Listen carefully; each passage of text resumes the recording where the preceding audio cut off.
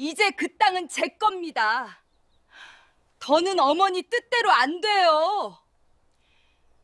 조선 후기에 접어든 어느 시골 마을. 늦여름의 햇볕이 아직도 뜨겁게 내리쬐고 논두렁에는 메마른 바람이 스치듯 불고 있었다. 이 마을에는 수십 년 동안 대대로 이어져 내려온 조상돼지 한 필지가 있었다. 마을 사람들은 그 땅을 선산엽논이라고 불렀고, 그것은 단순한 논이 아니라 한 가문의 명예와 역사를 상징하는 곳이었다. 그 땅의 주인은 김씨 가문의 종부, 나이 70이 넘은 노모였다. 마을 사람들은 그녀를 김노씨라 불렀다. 흰 머리카락에 허리까지 굽은 그녀는 오래된 한복을 늘 단정하게 입고 다녔고, 논에서 흙 묻은 손으로 김을 매는 모습이 늘 정겨웠다. 그러나 그녀의 삶은 평탄하지 않았다. 남편을 일찍 여의고 어린 아들을 키워내느라 젊은 시절을 다 보내야 했다. 그리고 이제는 그 아들이 장가를 가 가정을 이루었지만 노모의 눈에는 뭔가 불안한 그림자가 드리워져 있었다. 그림자의 정체는 바로 며느리였다. 아들은 효심이 깊었지만 며느리는 달랐다. 화려한 비단옷을 즐겨 입고 장터에서 값비싼 장신구를 사들이는 그녀는 마을에서 이미 돈을 좋아하는 여인으로 소문이 자자했다. 남편 몰래 외상으로 물건을 들여오고 장터의 양반댁 귀수들과 어울리며 허세를 부리곤 했다. 어느 날 저녁 그 며느리가 조용히 남편에게 속삭였다. 여보, 저 선산엽논 팔아요. 그 땅을 팔면 우리도 도성에 집을 마련할 수 있어요. 이 시골에서 언제까지 살 거예요? 장터에서 수군거리는 아낙네들 꼴도 보기 싫고 아이도 도성에서 가르쳐야 하지 않겠어요? 아들은 깜짝 놀라며 고개를 저었다. 그건 어머니께서 아버지 제사 지낼 때마다 강조하신 땅이야. 조상님들이 피땀 흘려 지킨 논인데 함부로 팔 수 없어. 하지만 며느리는 포기하지 않았다. 부드러운 목소리로 남편의 귀를 파고들며 달콤한 말들을 이어갔다. 어머니도 이제 연로하시잖아요. 그 땅을 팔아 도성으로 이사가면 더 편안하게 모실 수도 있죠. 우리가 성공하는 게 어머니를 위하는 거라고요. 며느리의 속삭임은 독처럼 스며들었다. 아들은 점점 고민에 빠졌고 며느리는 그 틈을 놓치지 않았다. 며칠 후 마을 장정들 사이에서 이런 소문이 돌기 시작했다. 김노씨 댁 아들이 조상 땅을 판다더라. 아니, 그 귀한 논을 설마 며느리 소행이겠지. 이 소문은 순식간에 마을을 휩쓸었고 결국 김노씨의 귀에도 들어갔다. 그날 밤 김노씨는 아들을 불러 조용히 물었다. 정말이냐? 네 아버지와 조상님들이 지켜온 땅을 팔겠다니 네 마음에서 우러난 거냐? 아니면 며느리의 말 때문이냐? 아들은 대답을 하지 못하고 고개를 떨궜다. 그 침묵이 오히려 모든 것을 말해주고 있었다. 김노 씨는 깊은 한숨을 쉬었다. 이제 때가 되었구나. 내가 지켜온 비밀을 꺼낼 때가. 아무도 모르게 그녀는 오래된 괴짝을 열었다. 그 안에는 낡은 종이에 쌓인 문서 한 장이 있었다. 땅의 진정한 소유권이 누구에게 있는지를 증명하는 조정에서 내려준 옛날 문서였다. 김노 씨는 종이를 바라보며 중얼거렸다. 네가 아무리 나를 몰아내려 해도 이 땅은 내 것이다. 조상님들이 지켜보고 계신다. 그러나 며느리는 이 사실을 알 리 없었다. 오히려 그녀는 더 대담해져 갔다. 마을의 지주와 은밀히 접촉해 땅값을 흥정하기 시작한 것이다. 갈등은 이제 단순한 가족사에서 마을 전체가 지켜보는 문제로 커지고 있었다. 그리고 아무도 예상하지 못한 폭풍이 다가오고 있었다. 며느리는 이제 더 이상 눈치를 보지 않았다. 오히려 그녀는 자신이 이 집안의 실질적인 주인인 듯 행동하기 시작했다. 아침마다 장터로 나가 비단과 귀금속을 흥정했고 마을의 양반댁 귀수들을 초대해 집안에서 잔치를 열었다. 아들은 마치 마법에 걸린 사람처럼 며느리의 말이라면 무조건 따랐다. 김노 씨는 그런 아들을 보며 속이 까맣게 타들어갔다. 어느 날 며느리는 아들에게 이렇게 말했다. 여보, 벌써 땅을 사겠다는 사람이 있어요. 지주 이씨 아시죠? 그분이 제시한 값이면 도성에서 집도 사고 남아요. 이 기회를 놓치면 후회할 거예요. 아들은 흔들리는 마음을 감추지 못하고 중얼거렸다. 그래도 어머니께 허락을 받아야지. 허락이요? 며느리는 비웃듯 웃었다. 어머니는 옛날 사람이라 땅만 지키면 가문의 명예가 유지된다고 생각하시지만 지금은 시대가 달라졌잖아요. 우리가 잘 살아야 조상님들도 기뻐하시지 않겠어요. 그녀의 논리는 점점 설득력을 얻는 듯 보였지만 사실은 허세와 탐욕으로 포장된 말뿐이었다. 며느리는 여기서 멈추지 않았다. 마을 지주 이 씨를 집으로 불러 은밀한 자리를 마련했다. 지주 이 씨는 수염을 매만지며 웃었다. 이제야 결심했구먼. 그 노는 내게 꼭 필요하네. 내가 남들보다 후하게 쳐주지. 단 빠른 결정이 필요하네. 물론이죠. 며느리는 눈빛을 번뜩이며 말했다. 다만 어머니가 조금 완강하셔서.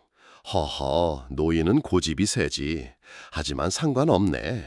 법적으로 땅은 아들 이름으로 돼 있잖나. 내일이라도 계약서를 쓰면 되네. 그 순간 며느리의 얼굴에 미묘한 미소가 번졌다. 바로 그것이었다. 그녀는 시어머니가 아무리 반대해도 법적으로 자신과 남편이 유리한 입장이라고 생각했다. 하지만 그녀는 몰랐다. 그 땅은 실제로 시어머니 단독 명의였고 심지어 조정에서 발급된 옛 문서까지 존재한다는 사실을. 며칠 후 김노 씨는 며느리와 아들이 논을 판다는 소문을 확인하자 결국 며느리를 불러 세웠다. 너 그 논 팔 생각 그만둬라. 그 땅은 단순한 재산이 아니다. 조상님들이 지켜온 가문의 뿌리다. 그러나 며느리는 눈 하나 깜빡하지 않고 대꾸했다. 어머니, 세상은 변했어요. 땅이 밥을 먹여주나요? 그 돈으로 도성에 집을 사면 훨씬 나은 삶을 살 수 있어요. 그 땅은 내 것이다. 김노 씨의 목소리가 떨렸다. 내 아버지가 돌아가시기 전 조정에 명을 내려 내 이름으로 소유권을 확정지으셨다. 너희는 함부로 팔 수 없다. 하지만 며느리는 코웃음을 치며 말했다. 어머니 말씀은 알겠지만 문서가 어디 있어요? 그런 건 다 오래전에 사라진 거 아닌가요? 세상은 증거가 있어야 움직이죠. 그날 밤 며느리는 지주 이 씨에게 달려가 소리쳤다. 계약 서둘러요. 어머니가 괜한 소리로 방해하려 해요. 이 씨는 음흉한 미소를 지으며 대답했다. 걱정 말게. 내가 알아서 처리하지. 내일 바로 계약을 체결하세. 이제 갈등은 돌이킬 수 없는 지경으로 치닫고 있었다. 며느리는 자신은 계략이 완벽하다고 생각했지만 김노 씨는 이미 오래전부터 준비해둔 비장의 무기를 꺼낼 결심을 하고 있었다. 다음 날 마을 사람들은 김 씨 가문의 대청마루 앞에 모여들었다. 소문은 순식간에 퍼졌다. 드디어 논을 판다더라. 아니, 노모는 뭐 하고 있대? 이거 큰일 났네. 그 논은 그냥 땅이 아니지 않나? 사람들의 웅성거림 속에서 며느리는 승리한 자처럼 서 있었다. 그녀는 모든 것이 자신의 뜻대로 흘러가리라 믿고 있었다. 그러나 바로 그 순간 대청마루 뒤편에서 김노 씨가 천천히 걸어 나왔다. 손에는 오래된 괴짝이 들려 있었고 그 안에서 누렇게 바랜 한 장의 문서를 꺼냈다. 이게 무엇인지 아느냐? 김노 씨의 목소리는 마치 청천벽력 같았다. 이 땅은 내 이름으로 조정해서 하사한 것이다. 너희는 그저 내 땅을 관리하는 자식일 뿐이다. 순간 며느리의 얼굴이 굳어졌다. 지주 이 씨도 놀란 듯 눈을 크게 떴다. 이게 진짜라면 계약은 무효가 되네? 마을 사람들은 웅성거림을 멈추고 숨을 죽였다. 그때까지 약자로만 보였던 김노 씨가 마치 왕후처럼 당당하게 서 있었다. 하지만 이것은 시작에 불과했다. 며느리는 쉽게 물러설 여자가 아니었다. 그녀는 그 문서가 가짜일 수도 있다며 공개적으로 시어머니를 모욕하려 들었고 지주 이씨 역시 사기 혐의로 몰리지 않기 위해 몸부림쳤다. 갈등은 이제 단순한 집안 싸움이 아니라 법과 명예 그리고 가문의 운명이 걸린 싸움으로 번지고 있었다. 며느리는 이미 마음을 굳혔다. 그녀는 이제 더 이상 시어머니의 눈치를 볼 필요가 없다고 생각했다. 오히려 그녀는 김씨 집안의 주인 행세를 하며 사람들 앞에서 당당하게 행동했다. 장터에서는 값비싼 비단을 사들이고 은밀히 외상거래를 늘렸으며 마을 양반과 귀수들과 어울려 허세를 부렸다. 그럴수록 사람들은 수군거렸다. 저 집안 참 한심하구만. 조상대대로 지켜온 논을 팔아치운다니. 저 며느리가 문제지 욕심이 끝이 없어 보여. 마을 사람들의 시선은 싸늘했지만 며느리는 개의치 않았다. 그녀는 오히려 더 큰 꿈을 꾸고 있었다. 그녀는 아들에게 또다시 속삭였다. 여보, 우리 도성으로 가요. 거기서 새로 시작하는 거예요. 논을 팔면 도성 한복판에 집을 살 수 있어요. 장사도 하고 아이도 좋은 학당에 보낼 수 있어요. 언제까지 이 촌구석에서 늙어갈 거예요. 아들은 갈등했다. 그는 어머니의 가르침대로 조상 땅을 지켜야 한다는 생각과 아내가 그리는 새로운 삶 사이에서 흔들리고 있었다. 며느리는 그 틈을 파고들었다. 어머니는 옛날 방식에 갇혀 계세요. 하지만 우린 젊잖아요. 조상님들도 우리가 잘 되는 걸 바라실 거예요. 며느리의 말은 달콤한 독처럼 아들의 마음을 잠식했다. 며느리는 여기서 멈추지 않았다. 지주 이씨를 집으로 불러 은밀한 자리를 마련했다. 지주 이씨는 마을에서 손꼽히는 부자였고 땅을 사들여 세력을 넓히는데 혈안이 된 인물이었다. 그는 의자에 앉아 수염을 비비며 말했다. 그 노는 내가 오래전부터 노리던 땅이네. 남들보다 후하게 쳐주겠네. 단 시간은 많지 않네. 빠른 결정을 하게. 저도 그럴 생각이었어요. 며느리는 미소를 지으며 답했다. 다만 어머니가 조금 완강하셔서. 하지만 법적으로는 아들 이름으로 돼 있으니 문제 없을 거예요. 지주 이씨는 음흉한 웃음을 지었다. 하하, 늙은이들의 고집은 무서울 것 없지. 계약서만 쓰면 내 것이네. 그 대화는 마치 악마와의 거래 같았다. 며느리와 지주는 서로의 욕망을 채워줄 동지가 된 듯 보였다. 며느리는 곧 아들에게 계약을 강권했다. 여보, 지주 이씨가 이렇게 좋은 조건을 제시했는데도 망설인다면 평생 후회할 거예요. 어머니는 결국 우리 삶을 책임져 주지 않아요. 우린 우리 길을 가야 해요. 결국 아들은 고개를 끄덕였다. 그는 점점 아내의 꿰매 빠져들고 있었다. 며느리는 한술 더 떠 마을 사람들 앞에서 이렇게 말했다. 이제 곧 도성으로 떠날 거예요. 여러분도 알다시피 이 시골에서 할 수 있는 건 아무것도 없잖아요. 저희는 더 나은 삶을 살 거예요. 그 말에 사람들은 더욱 분노했다. 조상님들이 누군데 감히 그런 말을? 아들이라는 자도 참 한심하구먼. 이제 갈등은 집안의 문제를 넘어 마을 전체의 관심사가 되었다. 그러나 이 모든 상황을 지켜보던 김노 씨는 조용히 마음을 다졌다. 그녀는 더 이상 며느리의 계략을 보고만 있을 수 없었다. 밤이 깊자 김노 씨는 오래된 괴짝을 열었다. 그 안에는 누렇게 바랜 한 장의 문서가 있었다. 그것은 바로 조정에서 발급된 소유권 문서였다. 땅의 진정한 주인이 누구인지 증명하는 유일한 증거였다. 그녀는 문서를 어루만지며 중얼거렸다. 이 땅은 조상님들이 지켜온 내 것이니 감히 탐할 자 누구냐. 다음 날 며느리와 지주 이씨가 계약을 체결하려는 순간 김노 씨는 대청마루로 걸어 나왔다. 그녀의 손에는 그 문서가 들려 있었다. 이 땅은 내 것이다. 조정에서 하사받은 내 명의의 땅이다. 너희는 팔 권리가 없다. 그 말은 마치 벼락처럼 떨어졌다. 며느리의 얼굴이 하얗게 질렸다. 지주 이씨고 당황해 눈을 크게 떴다.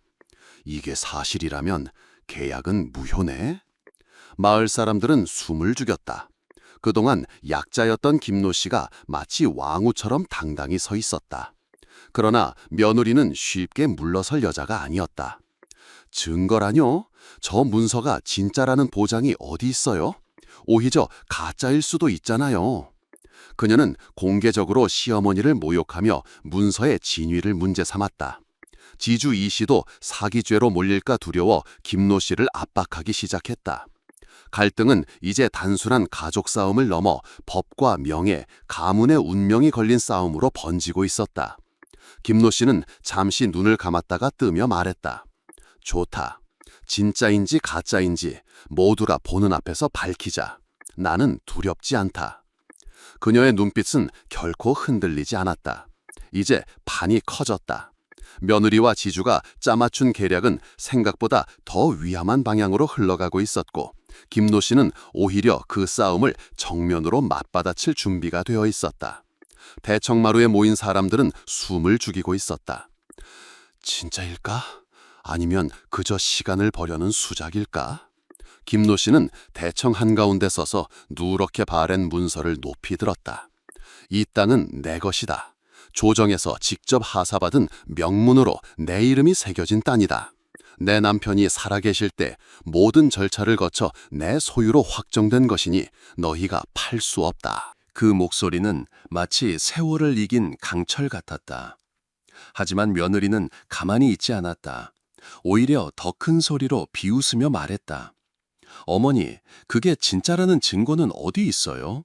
아무나 옛날 문서 몇 장 들고 와서 내 땅이다 라고 하면 다 통하나요? 요즘 세상은 그렇게 안 돌아가요. 지주 이 씨가 나섰다. 그래, 그 문서가 진짜인지 가려야 하네. 내가 아는 관청 사람을 불러 확인해 보세. 진짜라면 내가 손을 떼겠지만 가짜라면 노모께서 큰 벌을 받아야 할 게야. 순간 마을은 술렁였다. 지주는 단순한 구매자가 아니라 마을에서 권력과 돈을 쥔 자였다. 그의 말은 곧 협박과도 같았다. 김노 씨는 눈을 가늘게 뜨며 지주를 바라봤다. 좋다. 관청에 가자. 모든 걸 백일하에 드러내자. 내가 숨길 게 뭐가 있겠느냐. 그녀의 당당한 태도는 며느리를 더욱 초조하게 만들었다. 그날 밤 며느리는 지주 이 씨와 몰래 다시 만났다. 어머니가 저렇게 자신만만한 이유가 뭘까요? 진짜 문서일까요? 그럴 리가 있나. 아마 위조했겠지. 지주는 낮은 목소리로 속삭였다. 관청에서 확인하는 절차를 내가 유리하게 만들면 된다.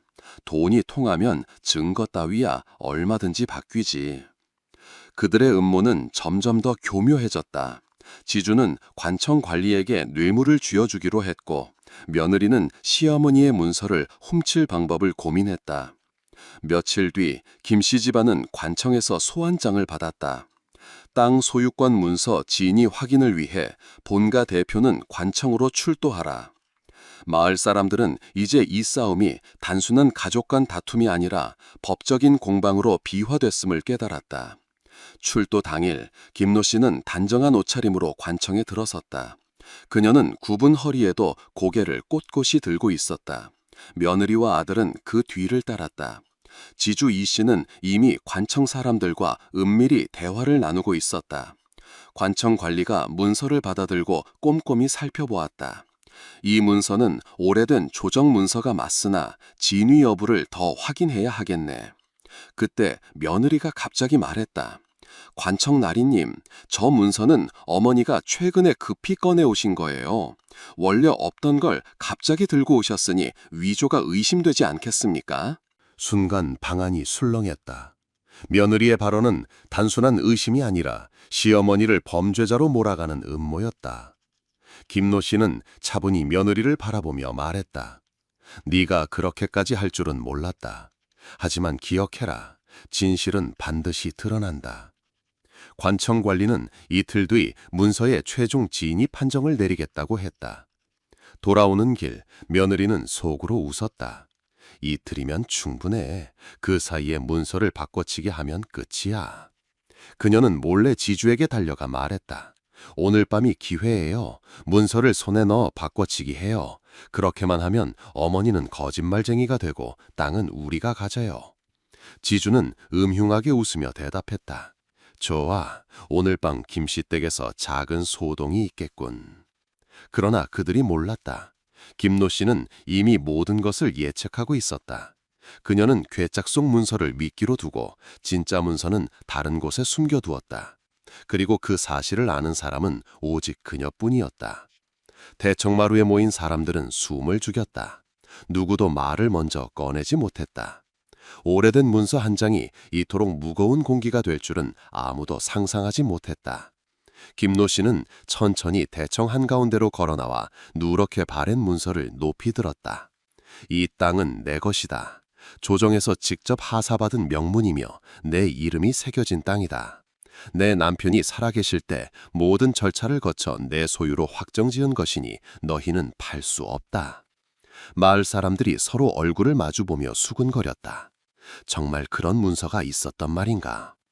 아니, 그럼 며느리는 도대체 무슨 생각으로 땅을 팔려 한 거지? 하지만 며느리는 한치도 물러서지 않았다. 오히려 목소리를 높여 말했다. 어머니, 그 문서가 진짜라는 증거는 어디 있어요? 요즘 세상에 옛날 종이 한 장 들고 와서 내 땅이다라고 하면 다 통하나요? 관청에 가서 확인해야죠. 지주 이 씨가 앞으로 나섰다. 맞네. 관청에서 검증해야 하네. 진짜라면 내가 물러서겠네. 하지만 가짜라면 노모께서 법적으로 책임을 지셔야 할 게야. 마을 사람들의 시선이 지주와 며느리에게로 쏠렸다. 그들의 표정에는 승리의 확신이 가득했다. 그들에게 이 싸움은 단순한 거래가 아니었다. 며느리는 시어머니를 완전히 굴복시키려 했고, 지주는 마침내 오랫동안 탐하던 땅을 손에 넣으려 했다. 그러나 김노 씨는 흔들리지 않았다. 좋다, 관청으로 가자. 모든 걸 백일하에 드러내자. 나는 숨길 것이 없다. 그녀의 단호한 목소리는 마치 오래된 바위처럼 단단했다. 그날 밤 며느리는 지주 이 씨를 몰래 불렀다. 이거 생각보다 간단하지 않네요. 어머니가 저렇게 자신 있는 걸 보면 진짜 문서일 수도 있잖아요. 지주는 코웃음을 치며 말했다. 설마 그 문서가 진짜라면 진즉 세상에 드러났겠지. 하지만 걱정 마. 관청 관리 중에 내 사람도 있네. 약간의 은혜를 베풀면 결과는 우리 뜻대로 나올 거야. 며느리는 입꼬리를 올리며 속삭였다. 그럼 그 전에 문서를 손에 넣는 게 좋겠네요. 오늘 밤이 기회예요. 어머니가 자는 동안 괴짝에서 문서를 빼내 바꿔치기 해요. 그럼 이틀 뒤 판정은 우리가 원하는 대로 나올 거예요. 지주의 눈빛이 번뜩였다. 좋아, 내가 사람을 보내지. 두 사람은 서로의 탐욕을 발판 삼아 더 깊은 늪으로 빠져들었다. 며칠 뒤 김씨 집안은 관청으로부터 소환장을 받았다. 땅 소유권 문서 진위 확인을 위해 본가 대표는 즉시 출두하라. 마을 사람들은 이제 이 싸움이 단순한 집안 문제를 넘어 법과 권력의 싸움이 되었음을 깨달았다.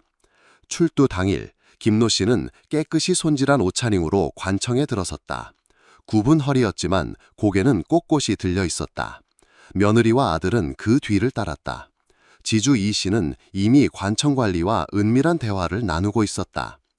관청관리가 문서를 받아들고 꼼꼼히 살폈다. 문서가 오래된 것은 맞네. 다만 최종 진위 판정을 위해 더 확인이 필요하네. 이틀 뒤 다시 모이세. 그때 며느리가 일부러 목소리를 높였다. 나리님, 저 문서는 어머니가 갑자기 꺼내오신 거예요. 원래 없던 걸 이제 와서 내놓으셨으니 위조가 의심되지 않겠습니까? 관청 사람들의 시선이 김노 씨에게 쏠렸다. 이건 단순한 의심이 아니었다. 며느리는 시어머니를 공개적으로 거짓말쟁이로 몰고 있었다. 김노 씨는 눈을 감았다가 다시 떴다. 네가 이렇게까지 할 줄은 몰랐다. 하지만 기억해라. 진실은 반드시 드러난다. 그녀의 말은 짧았지만 방 안의 공기를 흔들었다. 돌아오는 길에 며느리는 속으로 웃었다. 이틀이면 충분해. 문서만 바꿔치기 하면 어머니는 끝이야. 그러나 그녀는 몰랐다. 김노 씨가 이미 모든 상황을 예측하고 있었다는 것을. 괴짝 속 문서는 미끼였고 진짜 문서는 전혀 다른 곳에 숨겨져 있었다. 그리고 그 사실을 아는 이는 오직 김노 씨뿐이었다. 이제 게임은 완전히 다른 국면으로 흘러가고 있었다. 김노 씨는 단순히 땅을 지키는 노모가 아니었다. 이 싸움은 그녀가 오래전부터 준비해온 마지막 한 수를 드러낼 무대가 되고 있었다. 관청에서 돌아온 날밤, 김씨 집안은 폭풍이 몰아치기 전에 고요함에 잠겨 있었다. 아들은 한숨만 쉬며 방 안을 서성였고 며느리는 방 안에서 조용히 무언가를 꿰매는 척하며 생각에 잠겨 있었다. 그러나 그 손끝은 떨리고 있었고 머릿속은 한 가지 생각으로 가득 차 있었다. 오늘 밤이다. 오늘 밤 반드시 문서를 바꿔치기 해야 한다. 지조 이 씨는 이미 사람을 준비해 두었다. 마을에서 심부름꾼으로 일하는 건장한 사내가 밤이 깊으면 김씨 댁으로 숨어들어 문서를 훔치기로 했다. 모든 준비는 완벽했다. 그들 생각에는. 한편 김노 씨는 고요히 마루에 앉아 달빛을 바라보고 있었다. 조상님들, 오늘 이 밤이 끝나면 모든 것이 드러나겠지요. 그녀는 눈을 감았다.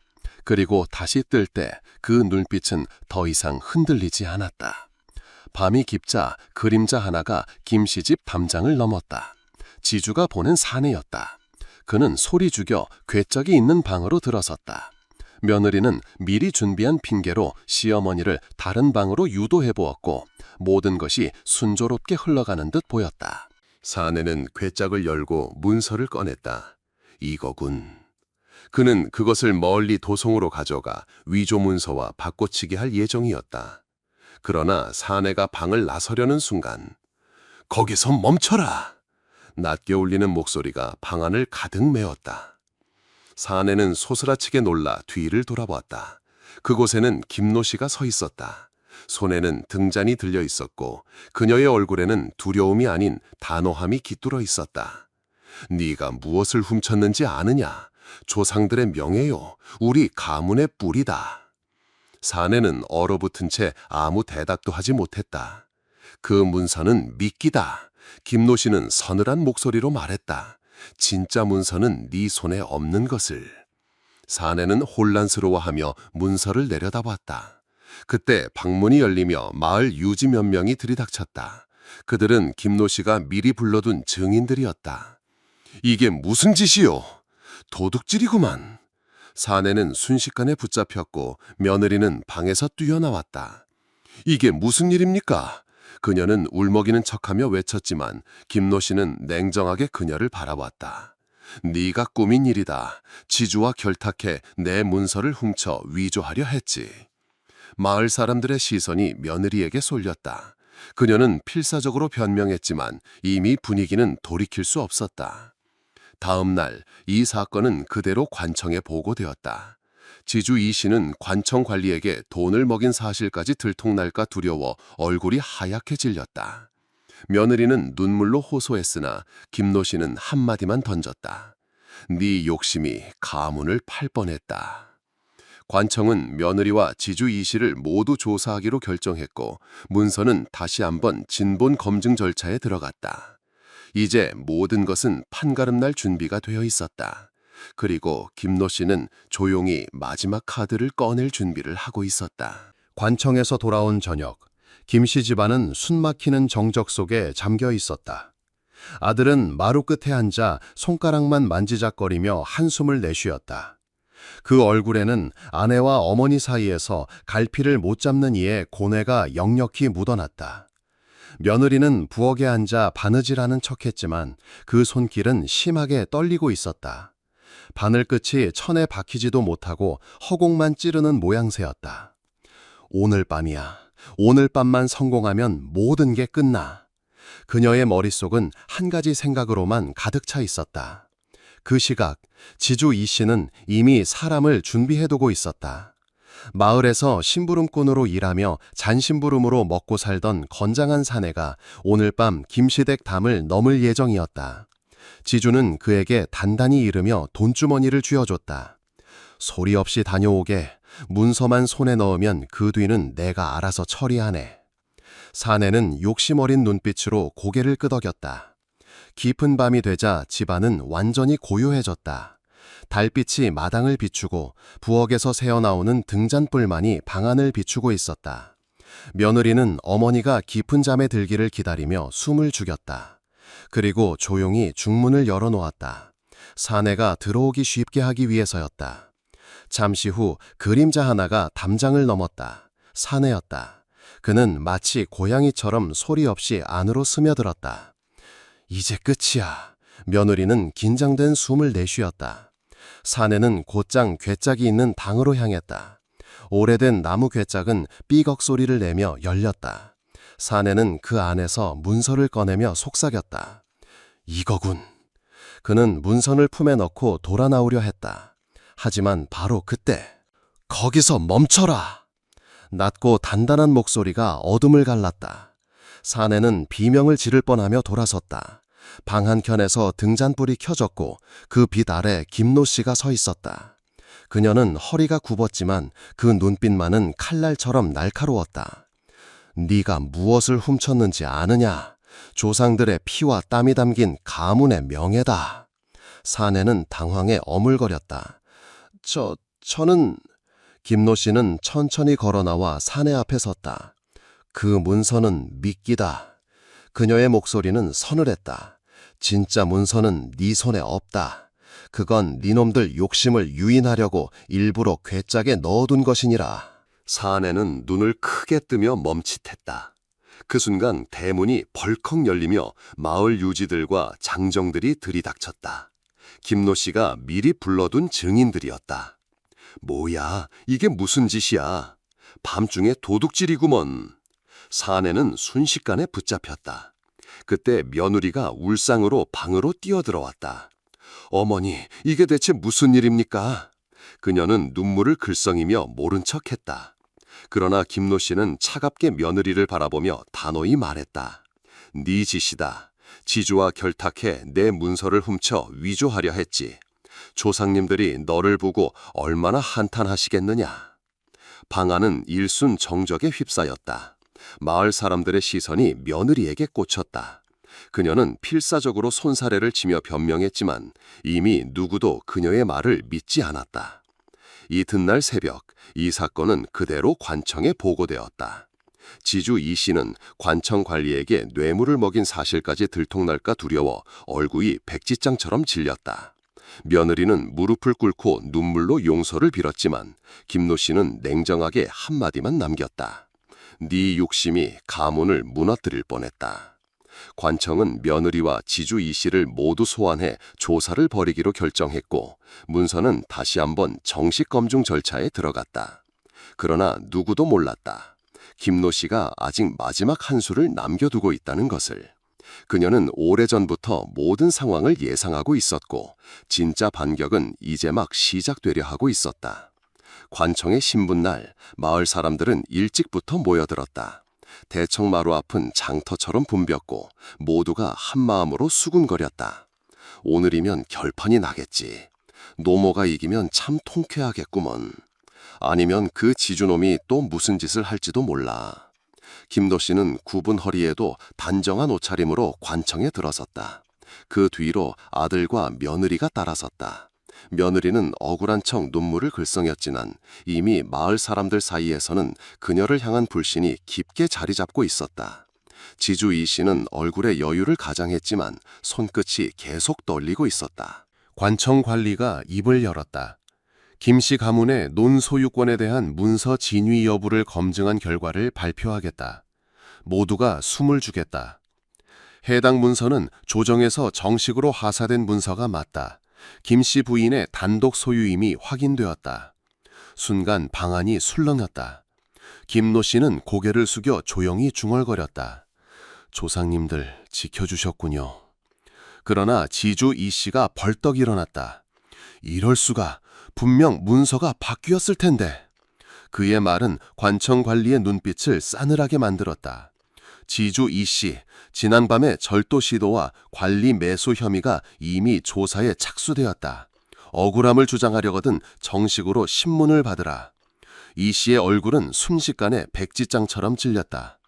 그때 김노 씨가 앞으로 나섰다.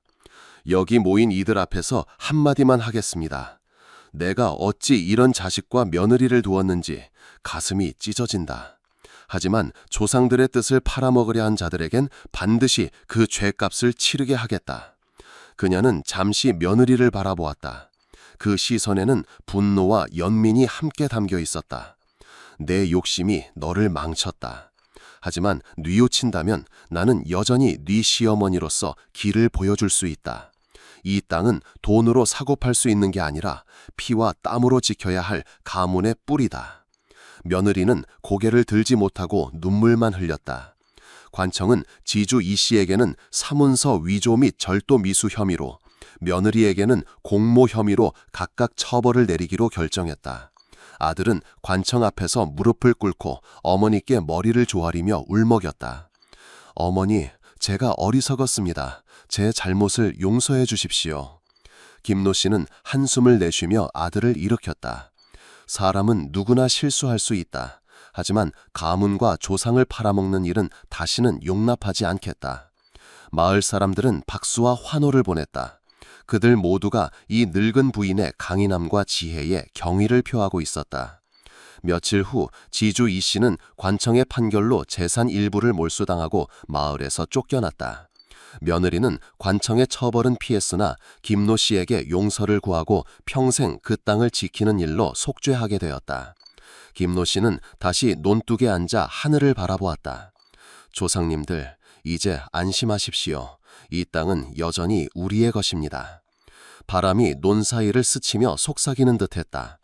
마치 조상들의 목소리가 그녀의 결단을 칭찬하는 것처럼.